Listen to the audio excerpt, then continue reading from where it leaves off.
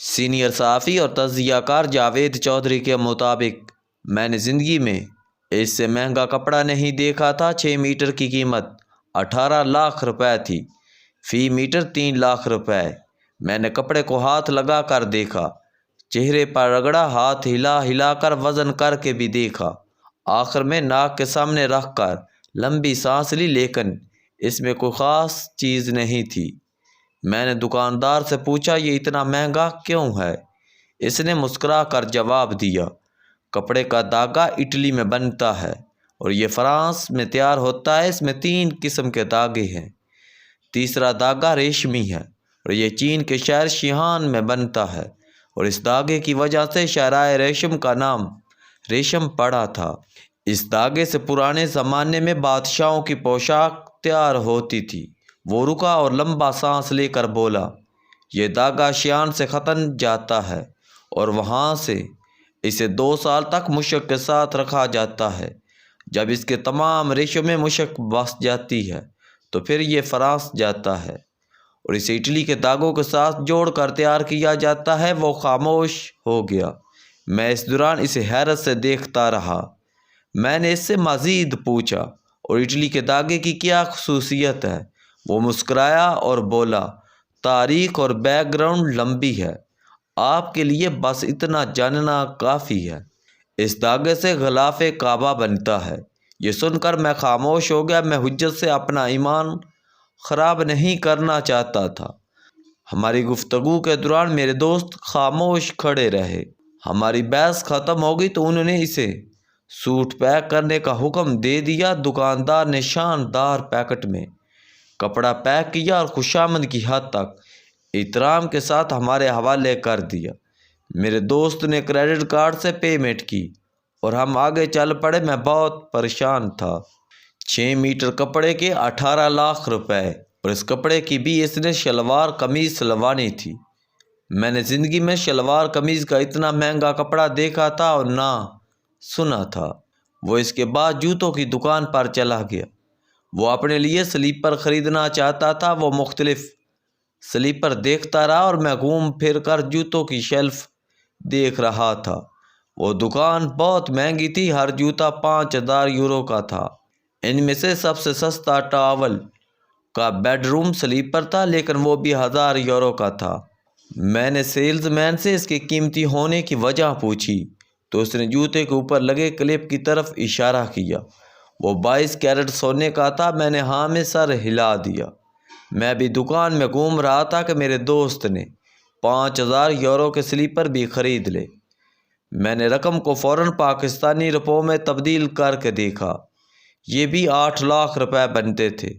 میرے سارے طوطے اڑ گئے، کیونکہ سلیپر بھی عام سے تھے اور کپڑا بھی، اور میرے محترم دوست نے کھڑے کھڑے ان پر 24 لاکھ روپے خرچ کر دیے تھے۔ ہم زیورت کی اس گلی سے نکلے اور آہستہ آہستہ جھیل کے ساتھ واک کرنے لگے۔ میں آدھا گھنٹہ صبر سے چلتا رہا۔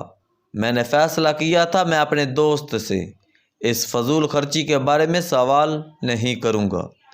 میرا خیال تھا یہ مجھے اپنی دولت سے متاثر کرنا چاہتا ہے، اور اگر میں نے اس سے سوال کر لیا تو اس کی انا کی تسکین ہو جائے گی، اور میں اس دن سے اسے خوش نہیں کرنا چاہتا تھا۔ لیکن میرے اندر کی بے چینی میرے فیصلے سے بڑی ثابت ہوئی، لہٰذا میں نے ہوٹل کے دروازے پر پہنچ کر اس سے اس فضول خرچی کی وجہ پوچھ لی۔ میرا خیال تھا باٹا یا سکیچر کے سلیپر 8 لاکھ روپے کے ان سلیپروں سے زیادہ اچھے، آرام دہ اور خوبصورت تھے، اور پاکستان میں 16 لاکھ روپے کے کپڑے سے زیادہ اچھا کپڑا بنتا ہے۔ ہم اگر وہ خرید لیتے تو ہم 16 لاکھ روپے میں سے 16.25 لاکھ بچا سکتے تھے۔ میری بات سن کر وہ مسکرایا اور پھر بولا، یہ ایک لمبی کہانی ہے۔ یہ کہانی لاہور کے ڈپٹی کمشنر سے شروع ہوتی ہے۔ کیا تمہارے پاس یہ فضول کہانی سننے کا وقت ہے؟ میں نے ہنس کر جواب دیا، 100%۔ وہ ہنس کر بولا، لاہور میں مال روڈ پر میری ایک پراپرٹی تھی۔ میں اسے گرا کر نئی عمارت بنوانا چاہتا تھا۔ میں نے LDA میں نیا نقشہ جمع کرایا۔ کسی بابو نے اس پر 1.25 کروڑ روپے کا ٹیکس لگا دیا۔ میری فائل مختلف صحابوں اور دفتروں میں گردش کرنے لگی۔ مجھے آخر میں پتہ چلا لاہور کا ڈی سی یہ ٹیکس ختم کر سکتا ہے۔ میں نے اس سے ملاقات اور کام کے لیے سفارشیں شروع کر دی۔ میں نے اپنا ہر تعلق استعمال کیا۔ یوں 20 دن کی خواری کے بعد میری ڈی سی صاحب سے ملاقات طے ہوگی۔ میں بہت ایکسائٹڈ تھا۔ ملاقات کے دن میں نہایا دھویا، الٹی اور سیدھی شیو کی، اپنا بہترین اور مہنگا لباس اور جوتے پہنے، شاندار پرفیوم لگایا، ڈرائیور بھجوا کر گاڑی کی سروس کی، اس میں ایئر فریشنر کروایا اور وقت سے 10 منٹ پہلے ڈی سی آفس پہنچ گیا۔ ڈی سی صاحب میٹنگ میں تھے، مجھے ویٹنگ روم میں بٹھا دیا گیا۔ میں 1.5 گھنٹہ انتظار کرتا رہا۔ اس دوران میں پاکٹ سپرے کے ذریعے بار بار اپنے ہاتھوں اور گردن پر پرفیوم لگاتا رہا۔ بہرحال میری باری آ گئی۔ میں ڈی سی صاحب کے سامنے بیٹھ گیا، لیکن ان کا موڈ آف تھا۔ انہوں نے توجہ کے بغیر اوپر سے میری بات سنی، میری فائل پر اچٹتی نظر ڈالی اور اس کے بعد پی اے کو بلا کر کہا، آپ یہ فائل لے جائیں اور مجھے پڑھ کر بتائیں ہم ان کے لیے کیا کر سکتے ہیں۔ وہ اس کے ساتھ ہی کرسی سے اٹھے اور اپنا ہاتھ میری طرف بڑھا دیا۔ میں مایوس ہو کر واپس آ گیا۔ میری تیاری شیپ، بہترین لباس، قیمتی جوتوں اور پرفیوم کا ان پر ذرا بھی اثر نہیں ہوا۔ مجھے گاڑی کی سروس اور ایئر فریشنر کا بھی کوئی فائدہ نہ ہوا۔ وہ خاموش ہو گئے۔ میں حیرت سے ان کی طرف دیکھنے لگا۔ وہ خاموش بیٹھے رہے۔ میں نے بے چینی سے پوچھا، چودھری صاحب اس واقعہ کا آپ کی فضول خرچی سے کیا تعلق ہے؟ وہ ہنس کر بولے، بڑا گہرا تعلق ہے۔ آپ جانتے ہیں میں 5 وقت کا نمازی ہوں۔ دنیا کے کسی بھی کونے میں ہوں، نماز وقت پر ادا کرتا ہوں۔ میں اس ملاقات کے بعد گھر گیا۔ عصر کی نماز کا وقت ہو گیا تھا۔ میں نے گھر جا کر کپڑے بدلے، وضو کیا اور نماز کے لیے مسجد چلا گیا۔ نماز کے دوران میرے اندر سے آواز آئی، چودھری نذیر تم نے ایک معمولی سے ڈی سی سے ملاقات کے لیے کتنا اہتمام کیا تھا۔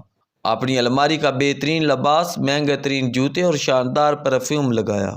تم وقت سے پہلے میٹنگ کے لیے بھی پہنچ گئے، لیکن اللہ تعالیٰ کے سامنے پیش ہونے کے لیے تم نے سستا ترین لباس اور پرانے جوتے پہنے اور بغیر پرفیوم مسجد آ گئے۔ تم نے وضو کے بعد ہاتھ اور پاؤں بھی خشک نہیں کیے تھے۔ کیا نعوذ باللہ ڈی سی اللہ تعالیٰ سے بڑا تھا؟ اگر نہیں تو پھر تم تیاری اور صفائی کے بغیر اللہ تعالیٰ کے سامنے کیوں حاضر ہوتے ہو؟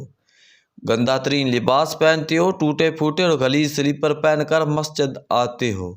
تمہارے پاؤں اور ہاتھ گیلے ہوتے ہیں اور تمہارے منہ سے بدبو آ رہی ہوتی ہے۔ تم اس سولیے کے ساتھ مالک کائنات کے سامنے کیوں کھڑے ہوتے ہو؟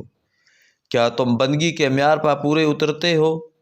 اس احساس نے مجھے پاؤں کے ناخن سے لے کر سر کے بالوں تک جھنجھوڑ دیا اور میں نماز کے دوران ہچکیاں لے کر رونے لگا۔ میں اللہ تعالیٰ سے معافی مانگتا جا رہا تھا۔ مجھے رہ کر محسوس ہو رہا تھا میں نادانستگی میں شرک کرتا آ رہا تھا۔ آپ خود سوچئے کہ آپ گیلے ہاتھوں سے کسی ڈی سی سے ہاتھ ملائیں گے۔ ڈی سی چھوڑیے، آپ کانسٹیبل سے ہاتھ ملانے کے لیے بھی پہلے اپنی پینٹ یا قمیض سے ہاتھ خشک کریں گے۔ آپ کلرک سے ملاقات کے لیے بھی صاف ستھرے کپڑے اور جوتے پہنیں گے، لیکن اللہ تعالیٰ کے دربار میں حاضری کے لیے گندے، غیر استری شدہ اور سستے کپڑے پہنیں گے۔ آپ مسجد میں ایسے جوتے لے کر جائیں گے جو اگر چوری بھی ہو جائیں تو آپ کو خاص فرق نہ پڑے۔ کیا یہ حلیہ بادشاہوں کے بادشاہ کے لیے مناسب ہے؟ کیا ہمیں مالک کائنات کے سامنے اس طرح پیش ہونا چاہیے؟ ہمیں تھوڑی سی رقم کے لیے پوری تیاری کے ساتھ ڈی سی کے سامنے پیش ہوا تھا، لیکن وہ طاقت جس نے مجھے زندگی سے لے کر اطمینان تک ہزاروں نعمتیں دی، میں اس کے دفتر میں تیاری کے بغیر آ گیا۔ مجھ سے بڑا بدبخت کون ہوگا؟ میں روتا جا رہا تھا، اپنے رب سے معافی مانگتا جا رہا تھا اور یہ عہد کرتا جا رہا تھا، میں آئندہ جب بھی نماز پڑھوں گا، جب بھی اللہ کے سامنے حاضری دوں گا، اپنا سب سے قیمتی لباس پہن کر آؤں گا اور باقاعدہ تیاری سے آؤں گا۔ لہٰذا وہ دن ہے اور آج کا دن ہے۔ میں نماز کے لیے سب سے مہنگے کپڑے کا لباس بنواتا ہوں، مسجد جانے کے لیے مہنگے ترین جوتے خریدتا ہوں اور بازار کی سب سے اچھی اور مہنگی پرفیوم لگا کر اللہ کے دربار میں حاضری دیتا ہوں۔ وہ خاموش ہو گیا۔ میری حیرت عقیدت میں تبدیل ہو گئی۔ چودھری صاحب رکے، لمبی سانس لی اور بولا، تم اب میرے ایک سوال کا جواب دو۔ تمہیں وزیر اعظم ملاقات کے لیے بلائے تو تم کیا کرو گے؟